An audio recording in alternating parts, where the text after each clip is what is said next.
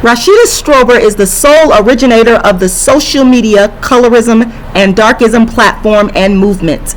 People all over the world, including YouTube and other social media platforms, have either imitated, copied, or plagiarized Rashida Strober's original work. But Rashida Strober remains the originator of the first social media movement in history to be an activist against colorism and darkism.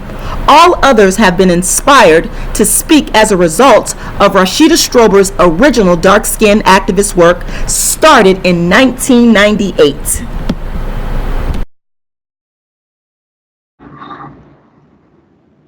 Hi, so this is Sean here with Miss Rashida Strober, the first dark-skinned activist and creator of the term darkism. Miss Strober is a writer, a blogger, and an activist, and has done so much to speak out about darkism and colorism. You can find more about this beautiful, outspoken, and driven lady by visiting her Wikipedia page, which is found by simply typing in dark skin activist or Rashida Strober, or you can visit her website at darkskinisbeautiful.com. Or you can visit her YouTube channel at Dark Skin TV. So first, Ms. Strober, thank you so much for taking the time to come and talk with me.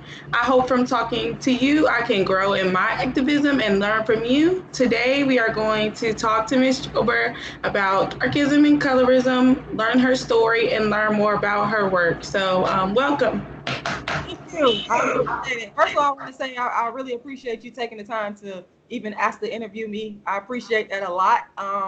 A lot of people that watch my videos over the last, maybe I want to say 2 years, they know that I be hollering about this plagiarism stuff. They know. I'm just going to. Yeah. So I have to say that I really do appreciate you taking the time to reach out to me and do this interview. I appreciate it. So if you want me, I can just start from the beginning and.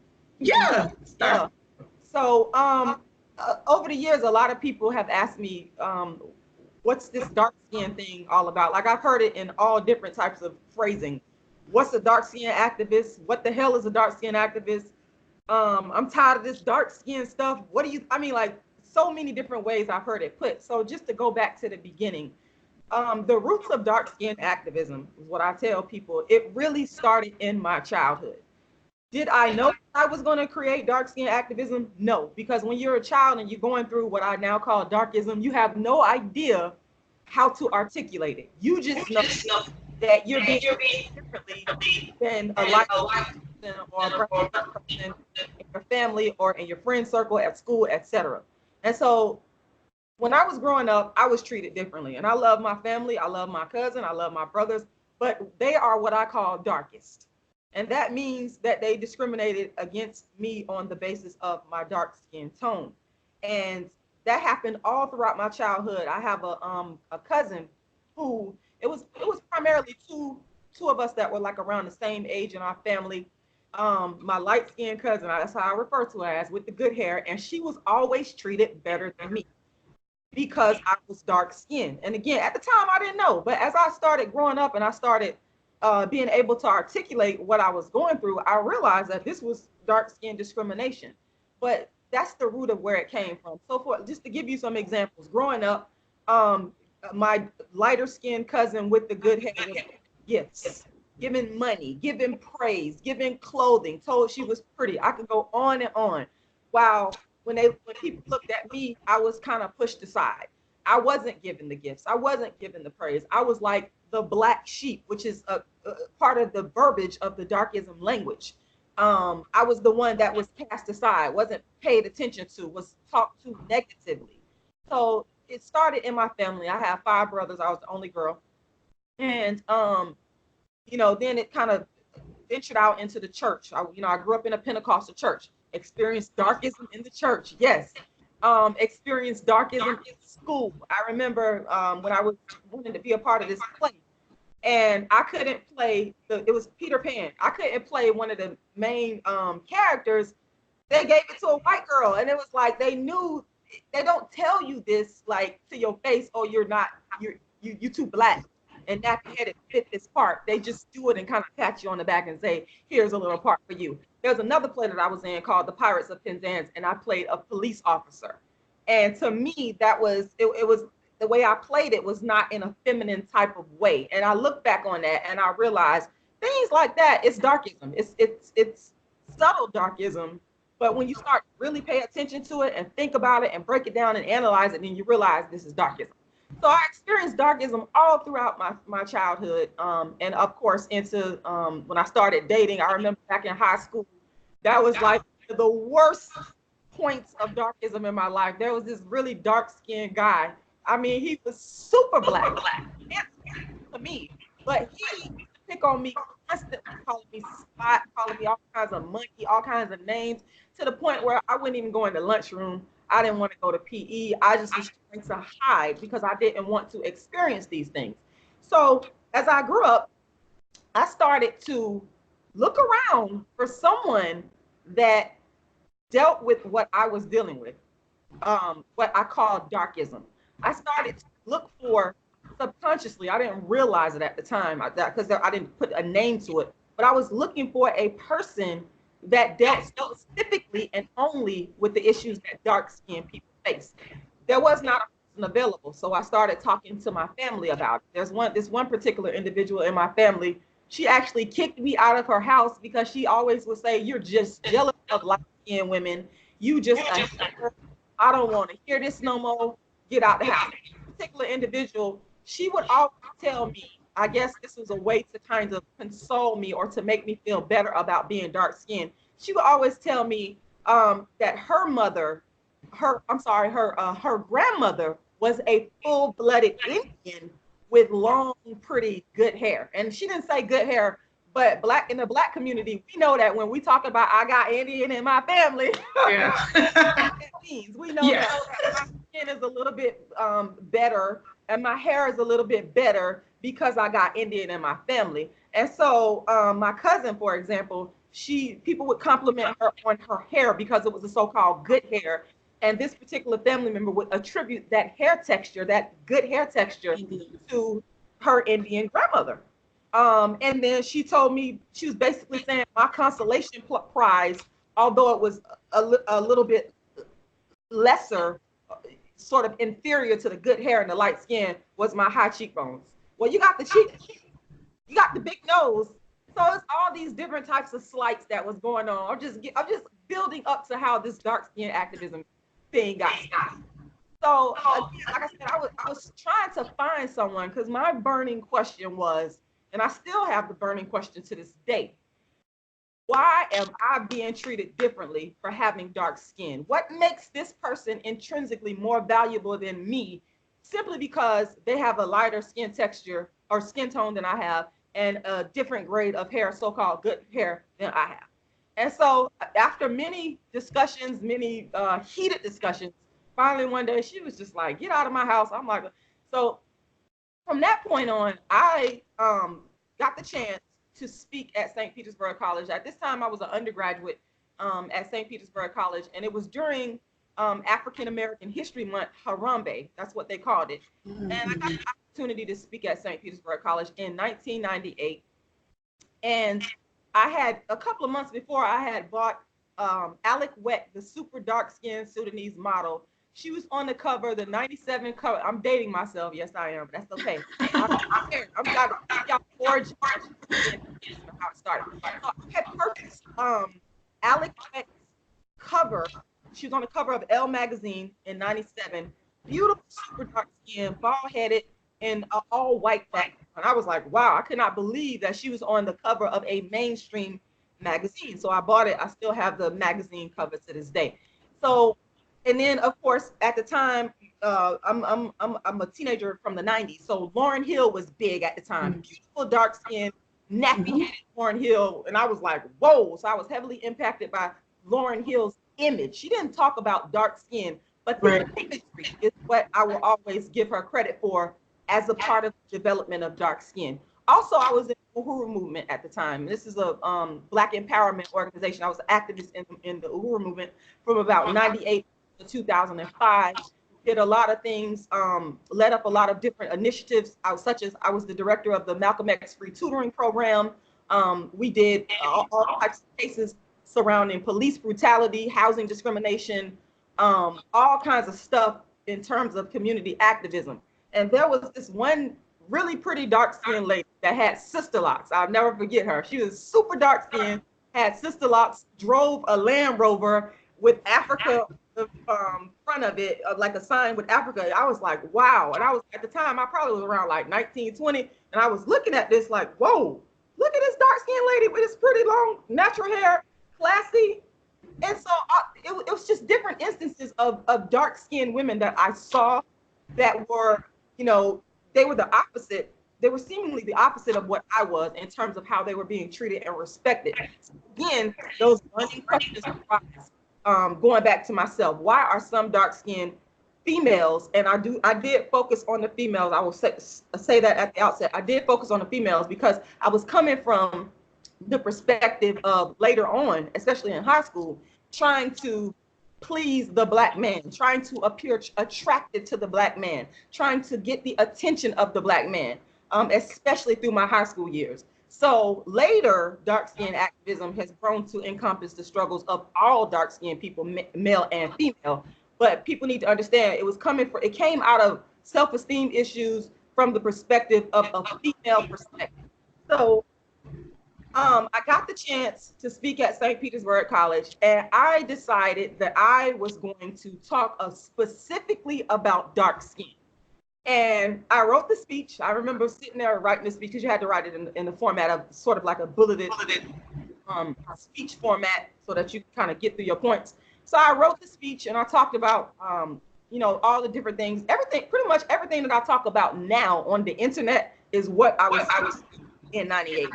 And surprised, I believe a $250 prize. There were other people that were speaking as well. A dark-skinned Indian girl. She was one of the opponents that I had, and I ended up. And it was crazy because the same type of feedback I get online, all the bashing, people have called me every name in the book, crazy, you're delusional, you're jealous. I started getting that feedback in 1998 after that. I remember walking through the crowd, hearing people saying negative things about what I had said. And I was like, wow. At that time, I was kind of still laid back and quiet. I'm actually very introverted. I know people find that very hard to believe, but I'm actually very introverted. And I was like, I was stunned by, you know, people not respecting what I was saying, even though we knew that was the truth. Because what I had done is did a little bit of research, and the internet was kind of like in its infancy at the time with Google, but I was able to do a little bit of research on Alec Weck, and I found that Black people were saying negative things about her. They were saying that she's not pretty enough to represent Black beauty. She's not the definitive of Black beauty. And like the fact that she had her hair cut off, she was being called manly. All this stuff I had found in my research back in 1998. And so I decided to incorporate some of that stuff in the speech, and then I just talked about the beauty of dark-skinned Black women in general and how beauty is not seen and recognized enough by Black people in general. That was of dark-skinned activism. So that point on, I began to continue to develop dark-skinned activism in the form of writing books, in the form of plays, and in the form of live performance, and in the form of what I call darkism lectures that I have been giving throughout the community from 1998 up until the present. And so I'm also an actor and a performer. So what I did was I wrote a bunch of different plays about only dark skin. Actually, the first artist to focus, people like to give credit to other people, but we're going to give y'all a history lesson here. Go ahead, give it to them. We see colorism being talked about by people now. I've heard people give people like Amara La Negra credit. I've heard people give Lupita Nyong'o credit. I've heard people give all these people credit. But the truth of the matter is, I am the first person in history to focus only on dark skin, not colorism, not racism, the concept of darkism that focuses exclusively on dark skin, because that was something that, and going back to my academic background, I know I'm jumping around, but I'm just trying to give the history here. Going back to my academic background, in connecting it with developing dark skin activism, after I graduated from St. Petersburg College, I went on to the University of South Florida and eventually got a master's degree in political science. And so I continued to develop dark skin activism through studying colorism, through studying people like Dr. Margaret Hunter, who is one of the chief colorism scholars out there, through studying people like, obviously, Alice Walker, who coined the word colorism. So what I found in my study of all, and there's a lot of colorism scholars. Dr. Margaret Hunter is one that I really respect because I've read a lot of her work throughout the years. But there's others. Don't get me wrong. There's a lot. Right. But what I found, here's the thing that I found, that the literature, the colorism scholarly literature did not focus exclusively on dark skin. Yeah. Of dark skin. And so as a political science graduate student, one of the things that I learned is that scholars create new paradigms, create new theories. And I learned that what I could do is take the power in my hand and say, if this is missing from the literature, then what I can do is create a new paradigm. And that's where darkism comes from. Because it's just a lack of a focus on dark skinned people in the colorism literature. And that's what again, and I'm pretty sure you know this. You look at the literature and you analyze it to see what's missing, what can I contribute. And so I was angry coming up as a dark-skinned female and being mistreated. It was an internal anger. It wasn't necessarily me speaking and talking about it, but as I started to study and began to articulate and develop dark skin activism, darkism, the concept of darkism, which is actually the book that I also wrote, came out of a lack of focus on dark skinned people. And so when I look up now and all the stuff that I've gone through from 98 all the way up until I would say 2015, because after 2015, that's when people started, like, they would say I'm racist, but then I look up and I see people pretty much copying my work and not giving it. That's exactly what people did. So from 1998 all the way up until 2015, because that's really like the cutoff date, I developed dark skin activism in a multiplicity of different ways. And it encompassed the books, the plays. I created what I call the Dark Skin Activist Tour back in 2006, which features my play, A Dark Skinned Woman's Revenge, and other creative books that I've written. A Dark Skinned Woman's Revenge is actually the sequel to a play that I wrote called A Dark Skinned Girl's Triumph, the Rashida Strober story. All this stuff was written way before, social media came about. And what I was doing is touring. And another thing too, the white, I want to say, they actually got hold and gravitated to my work before Black people did. And I think the only reason that came about was because 2000, I want to say probably around like 2010 is really when social media started to kind of kick off.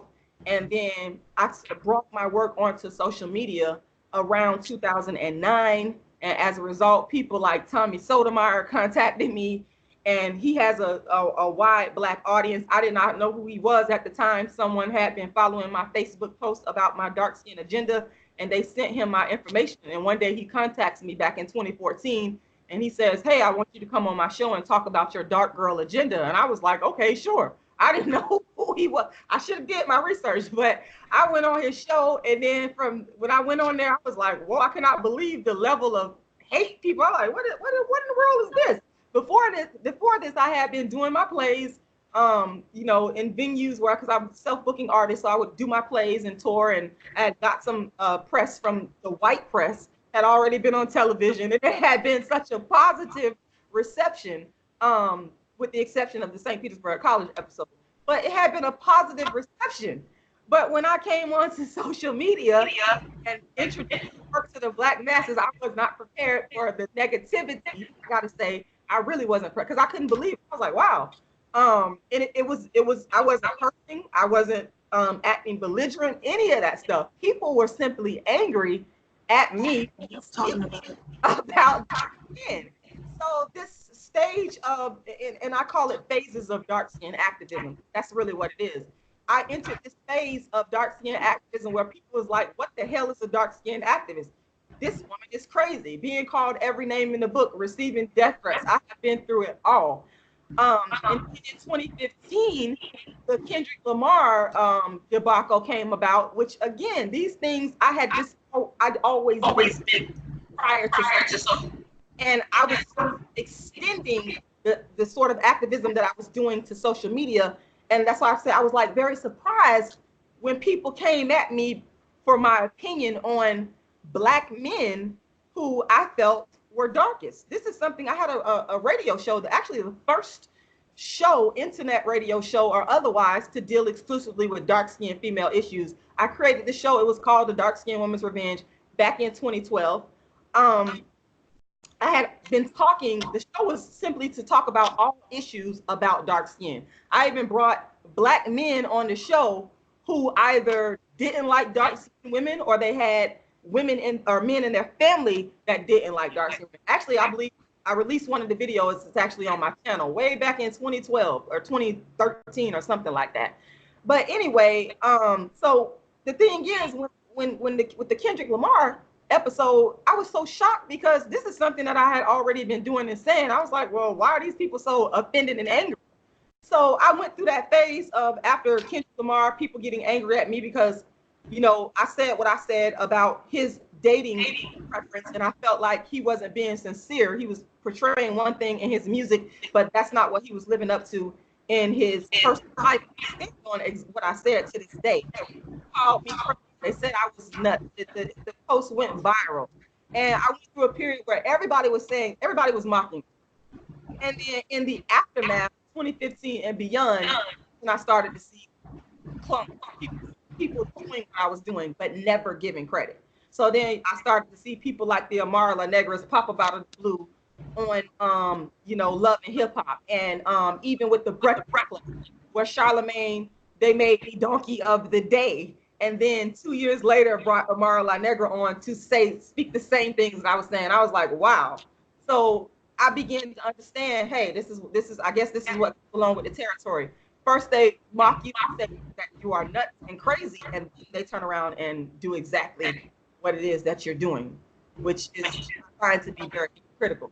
But that, in a nutshell, is the origins of where dark skin activism is, where it came from, and it's sort of historical development. And it's going to be very interesting to see where dark skin activism is going to go next. I'm actually writing my next book, or I've actually written it. I'm just going through the editing phases of it. It's called Inventing Dark Skin Activism, which is given like the history of how this dark skin agenda got started. Because I mean, if you look at the history of it, there's never been a person to talk exclusively about dark skin before me. Never. I mean, I've searched for the person. I was like, and I always tell people, listen, I'm a person that believes in academic research and academic honesty. I say, if you can find someone who joined dark skin activists and spoke exclusively and only about dark skin as an activist, I would be more than happy for you to show me this person and show me evidence. No one's ever able to do it. That's the challenge that I've always issued to people. No one has ever been able to do that. The closest that I always give credit to, and I can't say that she called herself a dark-skinned activist because I'm the first person to do so, is a woman named Cola Booth. That's the only other person that I can honestly give credit to. Cola Booth, for those that may not know her, Cola Booth was really the first person in my research. And this is after me starting dark skin activism at St. Petersburg College. I continued to research to see, hey, is there out here that's talking only about dark skin? And what I found was that Cola Booth was actually talking about dark skin discrimination in the 90s. She was on television. Her claim to fame is really being the line, if you will, of Osama bin Laden. But Cola Booth talked about the colorism, I call it darkism, that was involved in her life as she grew up. Her parents were killed, and she, her grandmother, who was light skinned, didn't want to adopt her, want to take care of her because she was darker skinned. And Cola Booth was speaking about this and writing about this in the 90s. So she's the first person, the only other person that I give credit to that comes close to activism, that like that has a real history of speaking about dark skin. She's the only other person and everybody that's really followed my work, they know that I'm always speaking about Cola Blue because she's the only person. And I've continued to look for other people in history, even with Alice Walker coined the term colorism, I believe back in 1982, but I can't say that she was necessarily an activist, but she did coin the term. But Right. is the person that actually actively talked about her experience as a dark-skinned woman on a very consistent basis, whether she was on television, whether it was online, whether it was in her books. So she's the only other person that I could say, be honest and say, this person talked about it, even though she didn't call her activist. So that's the history of dark-skinned activism in a nutshell. Okay. So, okay. So now that we know the history of it, I have a couple questions. Absolutely. I definitely do see with colorism work, it's a lot of like, it's not, some of it is not that, a lot of it is not that focused on dark skinned people. I read a book recently, Same Family, Different Colors, and I was so irritated, and it was about confronting colorism. And I was so irritated by it because it like spent so much time talking about like light skinned people and like the colorism that they face. And I'm like, this doesn't seem to be a book about colorism. Like it could be about like different problems when you are different shades or something. I don't know, but I don't think it should have been called confronting colorism, because for me, colorism is prejudice against dark skinned people. So I feel like a lot of work that's put out about colorism is just talking about, it's not focused on dark skinned people, and especially not dark skinned women who colorism affects the most. So yeah. I agree. And that goes back to what I was saying earlier. That's the point that I was making about the colorism scholarly literature, whether it be books or whether it be scholarly articles written in these different publications. It addressed skin tone discrimination. To me, Yeah, skin tone discrimination is skin tone discrimination. People have always said, well, what is the difference between colorism and darkism? I've been accused. There's this one Mexican darker skinned guy that makes a lot of videos about me. Shout out to him if he watches this. He always, what's his name?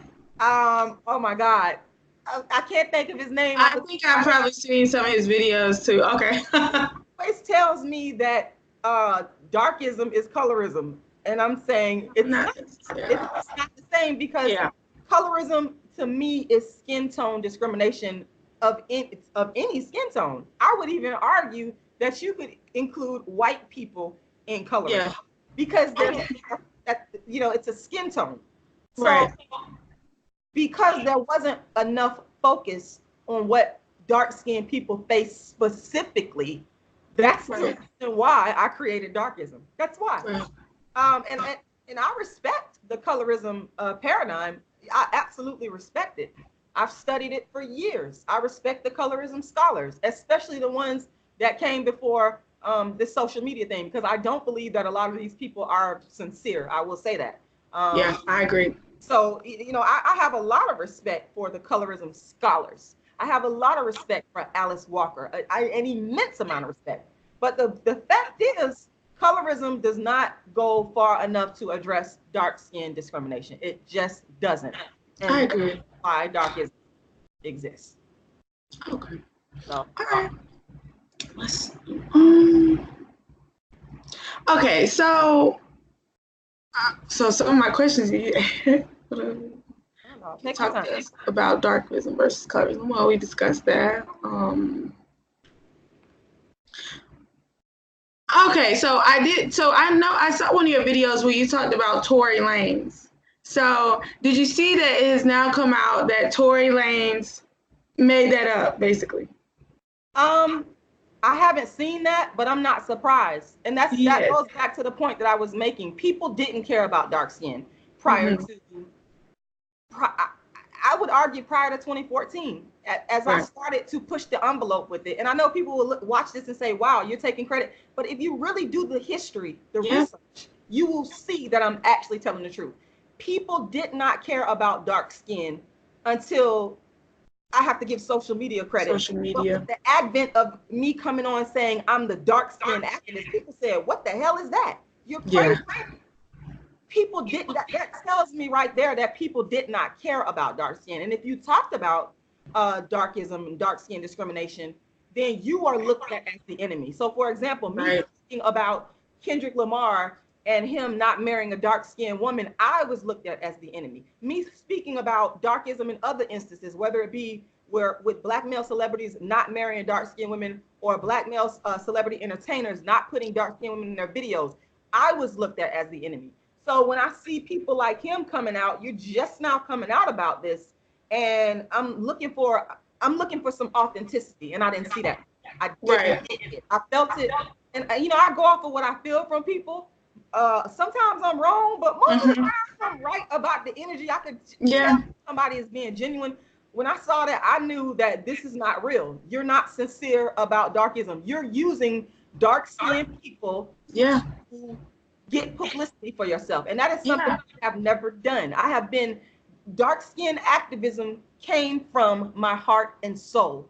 Right. Dark-skinned activism came from a burning, itching desire to understand why the hell were the people in my family treating me differently. That's where dark-skinned activism came from. And it just shot out into me releasing how I felt in a creative fashion. Because that's another thing with darkism. If you look at the research, there's a lot of dark-skinned people that are in prison and behind bars. Yeah. It definitely affects that. That non-dark-skinned people get. And I said, I'm going to become one of those stereotypes. I'm going to take my anger and my frustration, and I'm going to put it into the form of a book and into the form of a play, and I'm going to get on stage, and I'm going to perform this, and I'm going to bring this to the world in this way. I'm going to do it in a productive, turn my anger and put it into a productive way. So that's the organic nature of where dark-skinned activism comes from. And I do see other dark-skinned people talking about it now, but I see the authenticity, the origin from social media. It's not coming from necessarily a burning desire to let me find out why is this happening to me. And I'll just call out the truth, because here's the thing.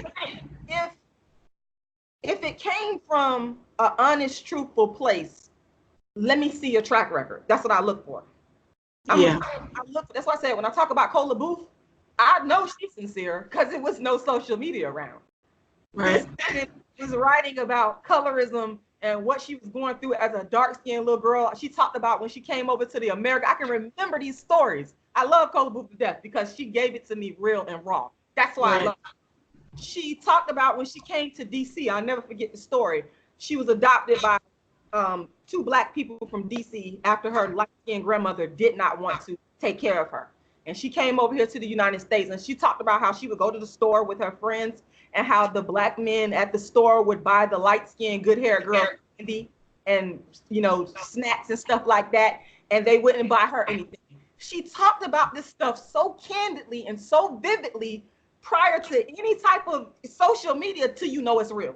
So I was like, damn. To this day, I can remember her stories, and I'm like, wow, this is the story of darkism. This is what really happens. But the point that I'm making is, I know it came from a sincere place. I know she ain't watched dark skin start to be popping and trending, or the dark skin activists. I've even go to my website and read my book, How to Be the Hottest Dark Skinned Chick on the Planet, and rip off stuff from that. I used to give that away for free on my website for years, but they started plagiarizing it, so I had to take it down. So I don't believe that what he was doing was sincere. I don't buy it.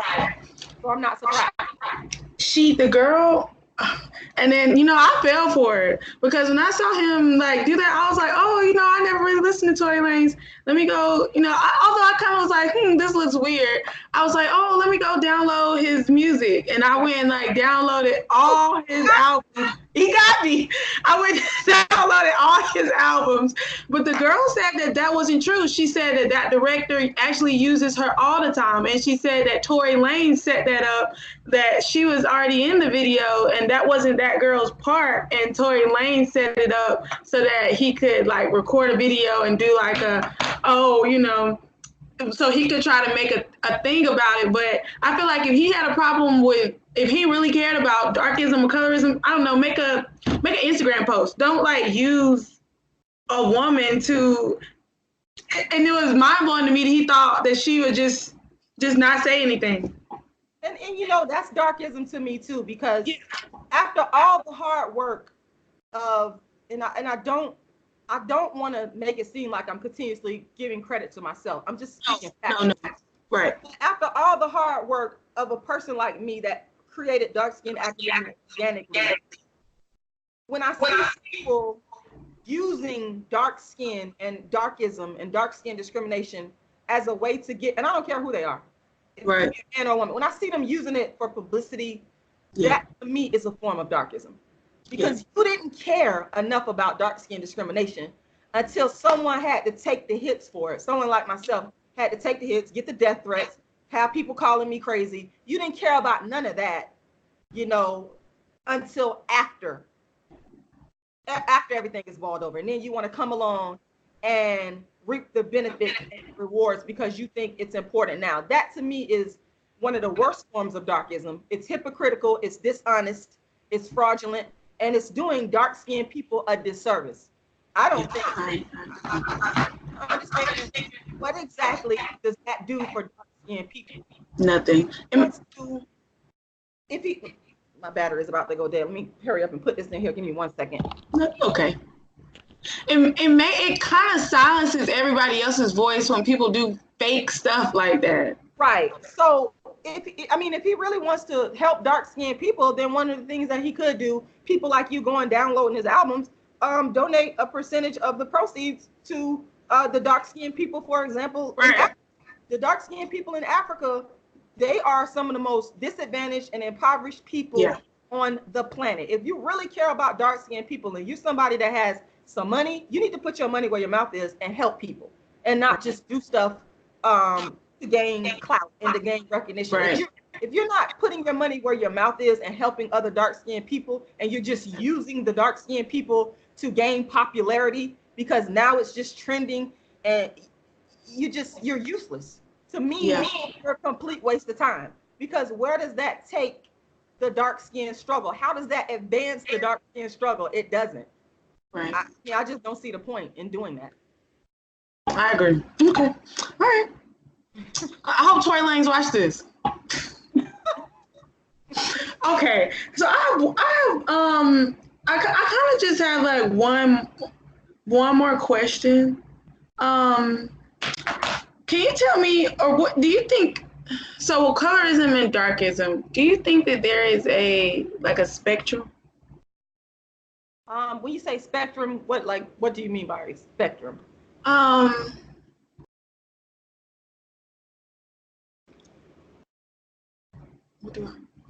So do you think that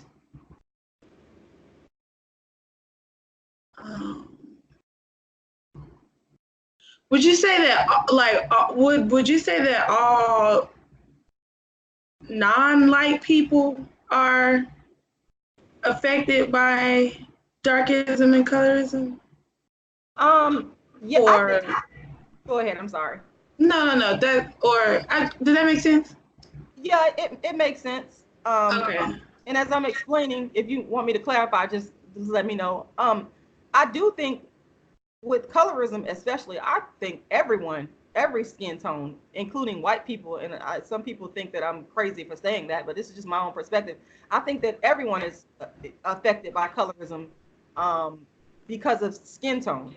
And to me, colorism is about skin tone discrimination. So, for example, a white person could possibly experience skin tone discrimination or colorism.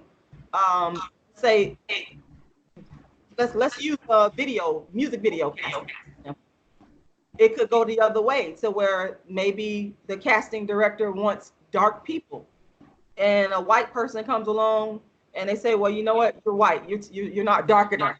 I mean, how often does that happen? But I mean, it's possible that it could actually happen. So I believe that colorism encompasses all skin tone, all levels of skin discrimination, all skin tones. And with darkism, I believe that dark skinned people are lumped into pretty much one category when it comes to darkism.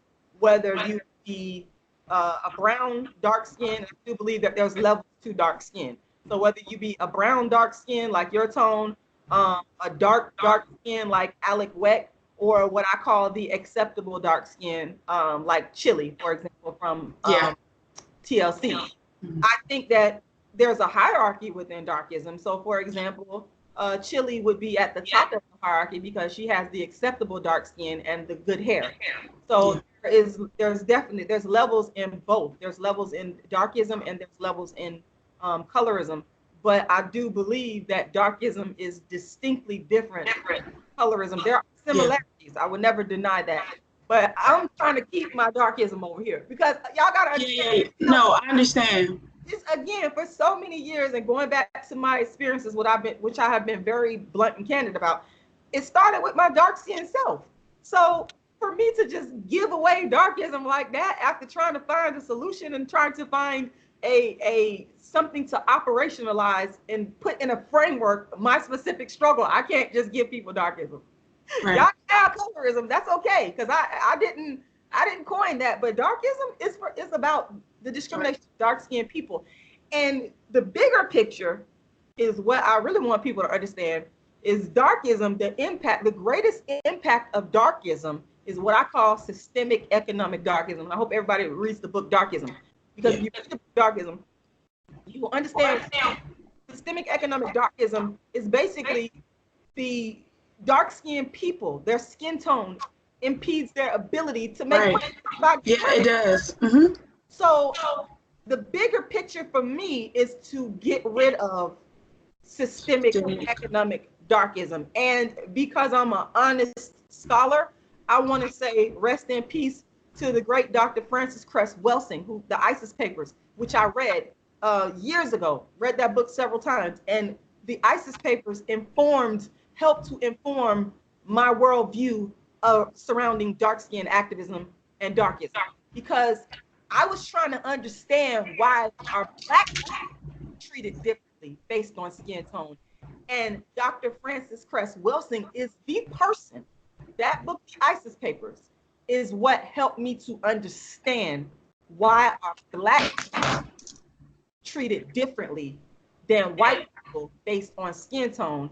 And then that prompted me to start thinking about why are dark-skinned people treated, specifically dark-skinned people treated. So you see all these different paradigms and how they can come together and work together. Yeah. And I wish that people would, our Black community would be honest. That's a part of darkism. Stop being intellectually dishonest. Don't say, when you see something good, you don't have to say, oh, let me go, because people are not stupid. Eventually, people are going to find out what's the origins of something. Right. That always happens. If you look at history, if you look at, for example, if you go back, there's a book called They Came Before Columbus, Ivan van Sertima, where people were saying that Columbus and white folks were the first people to over here. Indians were in the United States first. His research shows that it was Black people that was over here first. So there's going to be some very intelligent persons that are going to come along and say, what's the origin story of this? Where did this come from? So that's very important. So I have to, talk about Dr. Frances Cress Welsing in that respect, and also Dr. Neely Fuller, because he also needs to develop this worldview, and I'm talking about in later years, this worldview of dark skin activism, because he talks about racism and white supremacy in what he calls, I believe, 11 areas of people activity.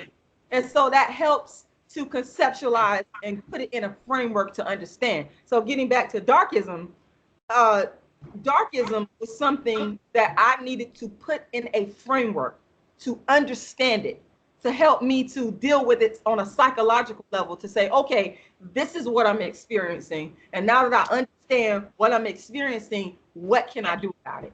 So then the bigger picture of darkism is to eliminate it. And for me, it's to eliminate it economically. It is for dark-skinned people to be able to thrive and achieve economically, because my argument is that the darker skinned people, and all you got to do is do your research, are the poorest people on the planet. Yeah, they are. Wealth. Now, if you talk about Africa's natural resources and the raw materials that come out of the earth, they're rich in that respect. But when you turn it into a finished product and you put it out and sell it on the world market, Africa is probably the poorest country in the world, or at least among the, I would say, the top 5. So how can we reverse that? How can we reverse that for dark-skinned people all across the planet? How can we reverse? We have, in my book, Token Dark Girl, the It Dark Girl of the Moment. And I'm sorry I'm going off on a tangent here, but it's nothing related.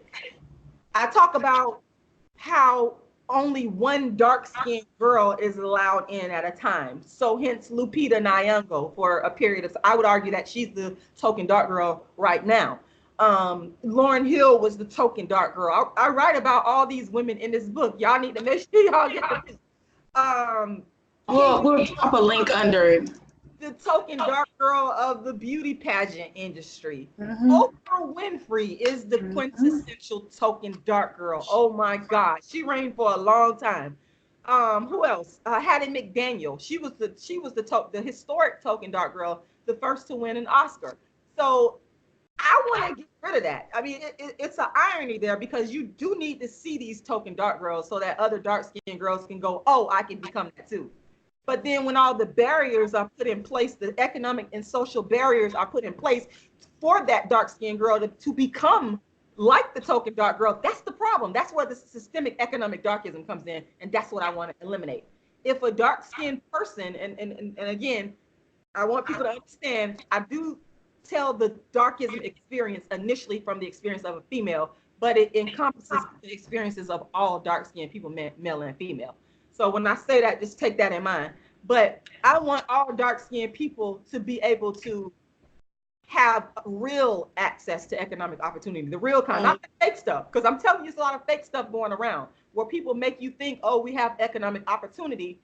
But when you go out in the world and you're trying to get this job, or you're trying to start this business, and you need the support of the people and the community behind you, and you're not really getting the support that you need. So what I would like to see is dark-skinned people become economically equal with non-dark people. And I don't believe that we're there. I believe we have outliers. We have outliers. People always will point to the Oprah Winfrey's, the Michael Jordans, the Serena Williams. Shout out to her. I love Serena Williams. But people point, those people are outliers and they're token. And I don't believe exactly. I'm just speaking. No. Right. What do we do about darkism? The socioeconomic part, the dating part, the as far as prison sentences. What do you think we do about it? That's an excellent question, and that's a loaded question. I think one of the things that we could start with is with the kids. So darkism, dark-skinned activism came out of my childhood. So that's how I know that you have to start with children. You cannot treat your dark-skinned, light-skinned, brown-skinned children differently. You have to treat them equally. And this is a Black problem, I believe. I don't think that white people can solve this. Black people have got to start to value dark-skinned children equally as their dark-skinned children. So that's number one. Another way that we could work with darkism is in schools. So I always like to give this example. Teachers, especially white teachers, non-Black teachers, they don't understand darkism. So there was this one little boy, I was a substitute teacher, this was a while back. There was this one little dark-skinned boy in the 3rd grade. I was substitute teaching in class. He was super duper dark. And one morning he came in the classroom and he started kicking over the tables and the chairs, and he was just going crazy. And I was like, I just stopped because I'm sitting at the desk looking at the lesson plan for the day. And he kind of like, so I had to catch myself to see, was I really seeing this? And so I walked over to him, started talking to him, moved the other children out the way because he was like really going crazy. And I said, well, what's going on? And he said, this little girl called Black. And there was a Mexican teacher that was, I believe she was like an assistant or helping me. I can't remember exactly what was going on, but she came in the room at the time and she didn't understand what the problem was when the little boy said that the little girl called him Black, and that's why, he went on this tangent. And at that moment, I stopped and educated her on this is what it is. Because what happens in school when a kid acts out like that, people are ready to punish them. Yep. And for me, it wasn't gonna be no punishment. As soon as he told me that, oh, you're not about to get punished. That wasn't gonna happen on my watch. Or if you tried to do it, maybe I would have lost my job that day. I put myself in the fire like that many a time. The real dark skin activists. This ain't that fake stuff. This is the stuff that goes down on a day-to-day basis off the cameras. So I explained to her, this is what it is. And she looked at me, she didn't understand. So the point that I'm making is that we have to start in the schools to, Black teachers we can't be bashful or shy about it or say we don't want to do it. Because some Black teachers, I mean, they got their little degrees, they come and dressed up, they done moved away from that. Like, they don't want no parts of that. You cannot do that. You're still a part of the hood. I don't care how much money you got. I don't care. I have a master's degree, and so what? I don't care about any of that. You're Black at the end of the day, and when certain social issues go down, it's your job to step in and say, hey, this is what it is. Because again, I'm looking at the punishment aspect of it. And again, you might be familiar with some of these studies that have shown and proven. The New York Times study showed that dark-skinned females suspension. Actually, exactly. Same thing with Black males. So we know that these children are susceptible to being punished just because dark skin. If someone is calling you Black and you know that you seeing that as an insult. Yeah, that doesn't just mean Black. You're a Black person. That you're saying you're saying is an insult. It's taken as being negative. And so what we have to do is we can't be quick to punish and suspend and kick a kid out of class. We got to sit down and talk about it. So what I did is I explained to this Mexican teacher in detail what this is all about. And I let them know that this kid is not going to be punished. He's not going to be written up. We're not going to do this. Then I had a conversation with the kids, and everything calmed down. And I've done this more times than I can count, very quietly as a substitute teacher, because I sit back, you watching children, you have to pay attention to them. You hear what they're saying. You don't sit there and just hear them call each other's names. You do something about it. You step in and you do something about it. So in the home, in the schools, on a socioeconomic level, because to me, that I think that's the biggest problem. People think that people told me this, that I am not entitled to live a good life and have money, and I should just be satisfied with what I have. I believe that that's a stereotype on dark-skinned people, based on what I personally experienced and based on what I see. And I would like to reverse that. And people can be in denial all they want to. No, it's true. I mean, even in a lot of books talk of like Color Purple has that theme. You're dark skinned, you're not gonna have anything, you're not gonna have a man. Another book is Alice Walker, it's a book I just finished reading. The Darkest Child. That's not Alice Walker. It's by Philip Delores. That theme is in there. You're dark skinned, you're not gonna have anything. You shouldn't expect anything. So I mean, and it's the real life experience too. You're not gonna have anything, and you shouldn't have anything. You should just be grateful for being here. That's the stereotype, and I'd like to reverse that, because I believe that dark-skinned people, again, it goes back to the economics for me. So what we have to do is find ways to make dark-skinned people economically on par with non-dark-skinned people. It should not just be one Oprah. There should be thousands of Oprah Winfreys.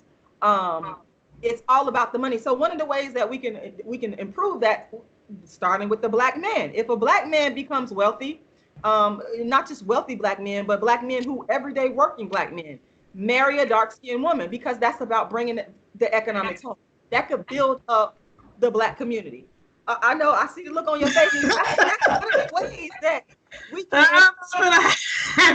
economic situation as dark. I don't know if it happened. If you look at, for example, Basketball Wives, let me throw them out there.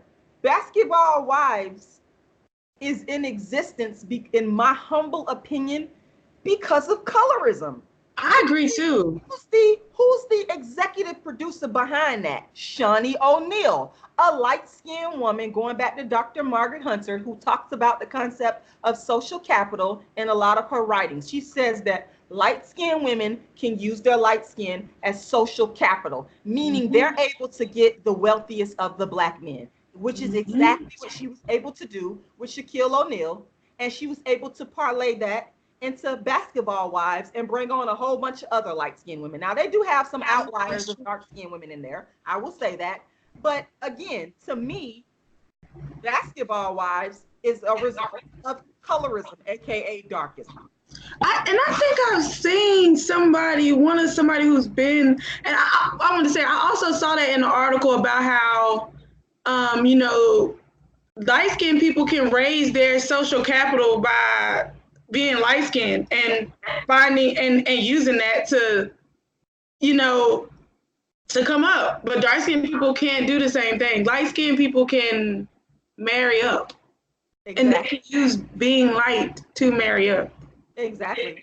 So, it's been going on ever since slavery, where the lighter skinned people were able to get better jobs and they were even able to buy their way out of slavery because their fathers were white and had access to wealth. So this has been, and then during Reconstruction, when the darker skinned people did get education, then they were, the dark skinned men, the education allowed them, and the stature that they gained from that education allowed them to then go out and marry a light-skinned woman or a mulatto woman. So this has always been the case. So we have to figure out ways, how can dark-skinned people get a piece of the economic pie? Right.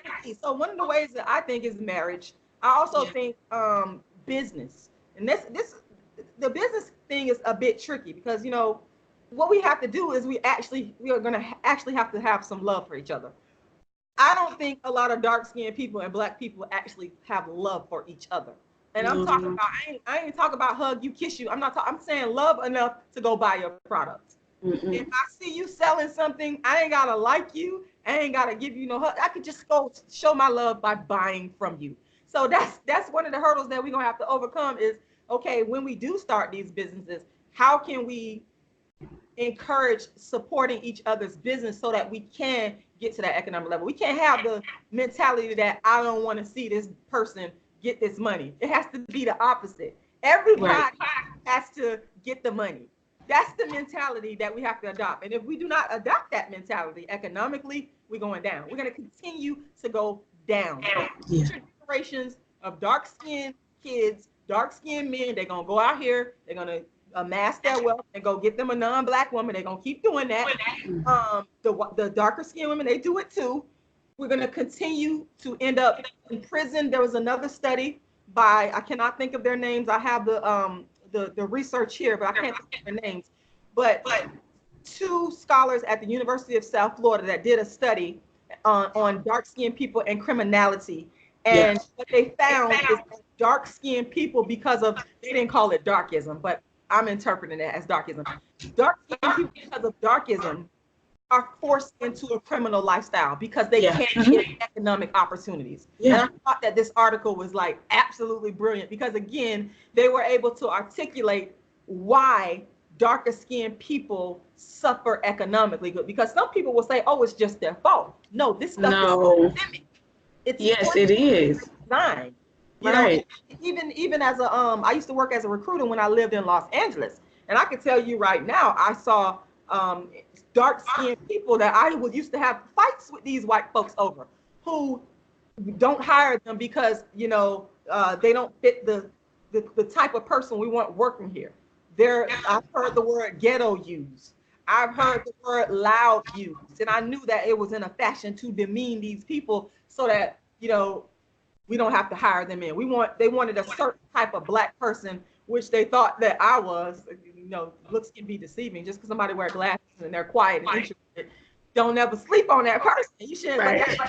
But I'm like, in it. These people are discriminating against these black people, and a lot of them was darker skinned people for them being dark skinned. But then I saw other people that were not dark skinned come in there, get interviewed, and they exhibited the same behavior, but you hired them. That's darkism. So we have to take those forms of systemic economic darkism. We can't look at a dark-skinned person and assume that they're loud and angry and they're mean. I know dark-skinned people that run the spectrum. I know quiet, nice, humble, dark-skinned people.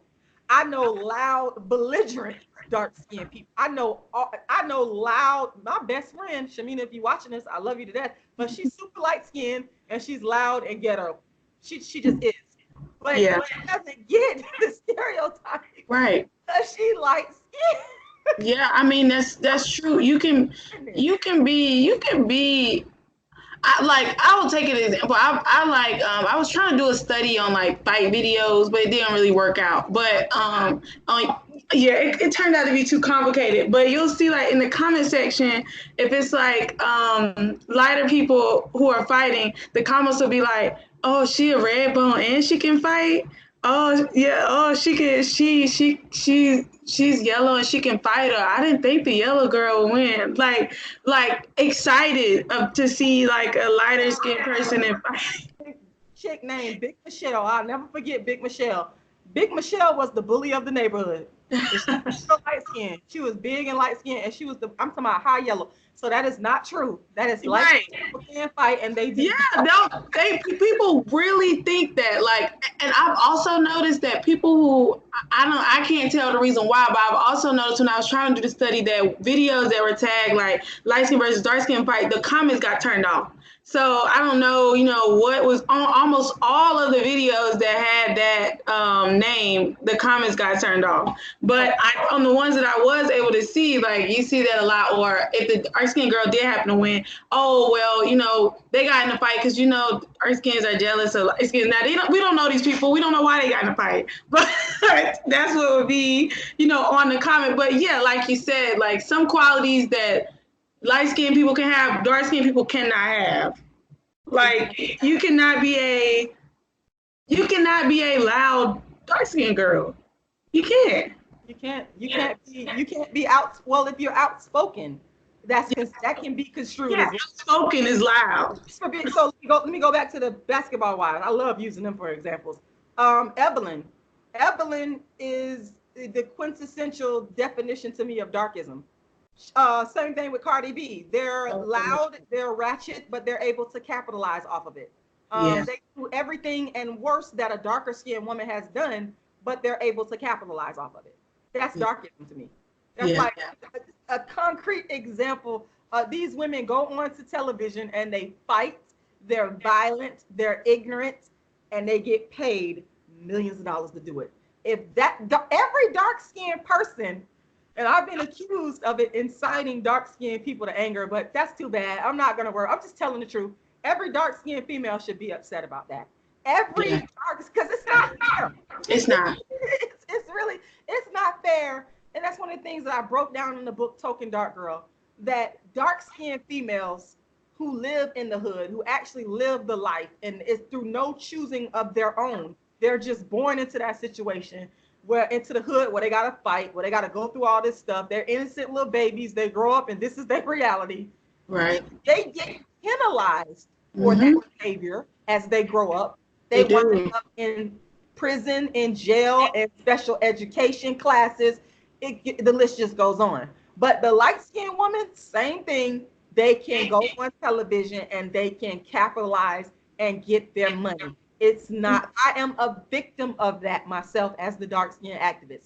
People do not think that I should earn money from my books, my commentary, my plays. They say, oh no, I've had people tell me this. You're too black, you need to stay in the ghetto. You need to stay in here. I kid you not. I have had people tell me this bluntly on social media. They do not. So that's how I know it's dark. Yeah, I've read some of your comments. So, that's...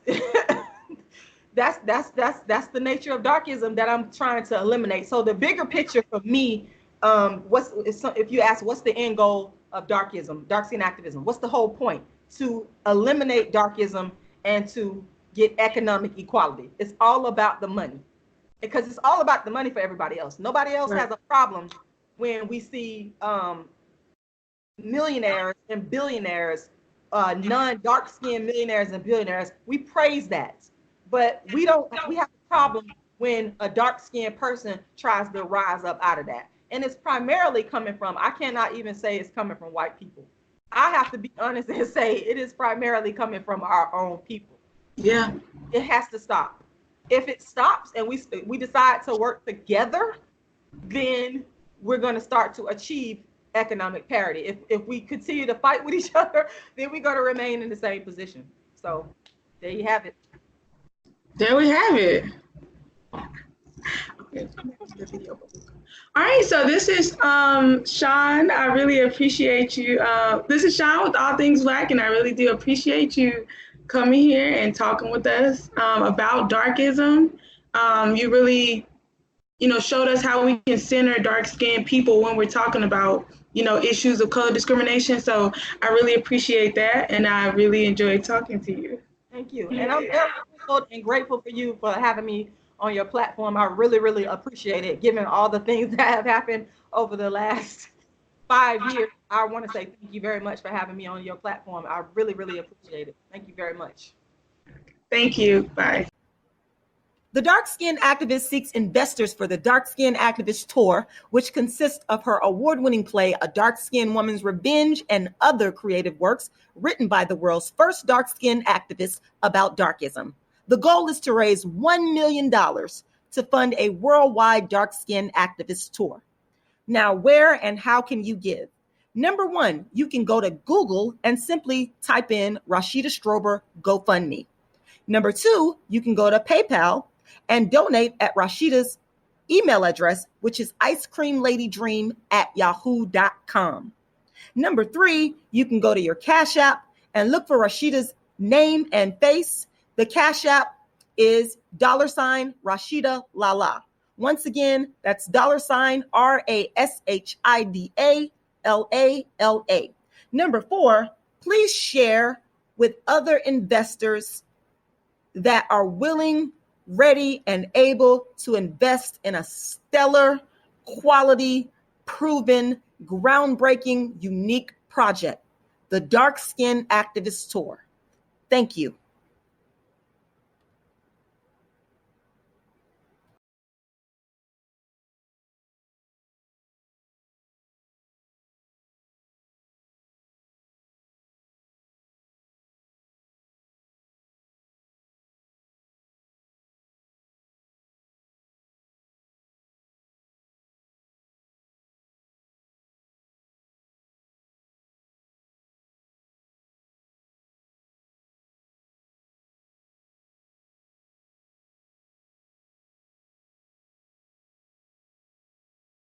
Daddy, he's low down, and I hope he burns in hell.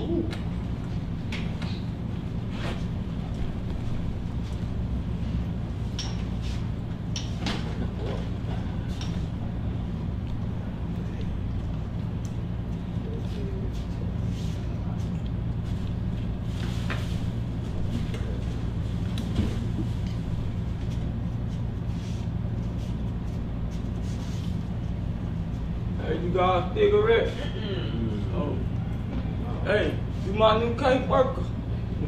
Okay. My name is Georgiana Nelson. I love my daddy. I don't know if he can get my kid. He my best friend. He took good care of me and my brothers and sisters. I got a lot of brothers and sisters. My daddy worked a lot of jobs too. I don't know if he get my kids though. Hey, what you laughing for? You better shut up over there. I'm gonna tell you like that. Why you laughing? I took my mother's medicine today. Okay.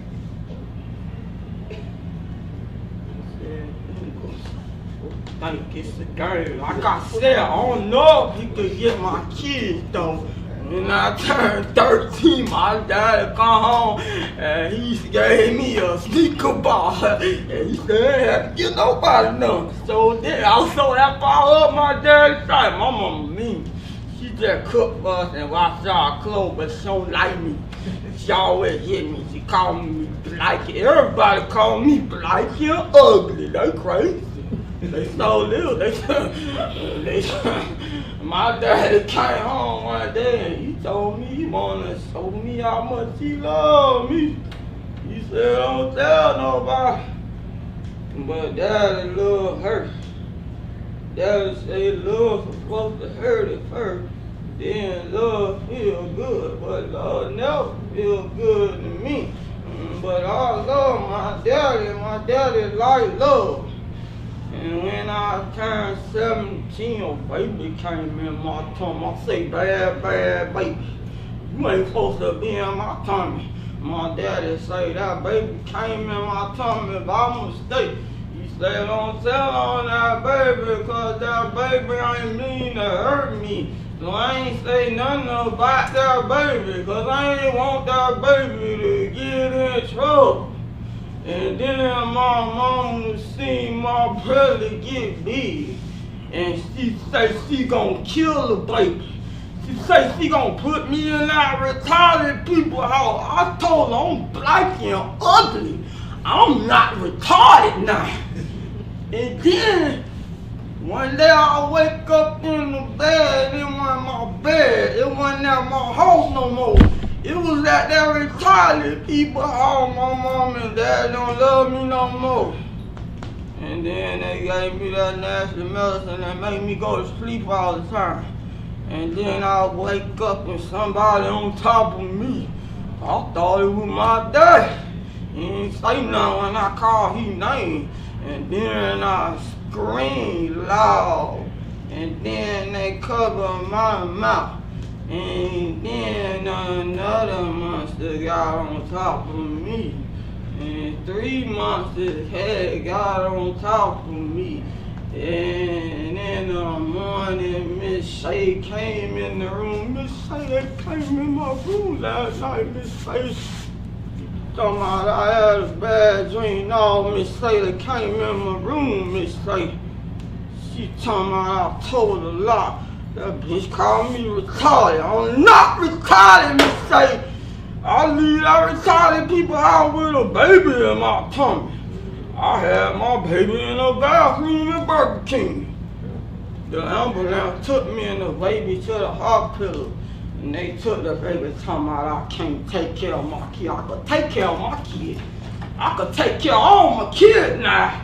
I had 8 more babies in my tummy. And they took all the babies talking about I ain't gonna get my kids back. I'ma get my kids back. I'ma get all my kids back. I ain't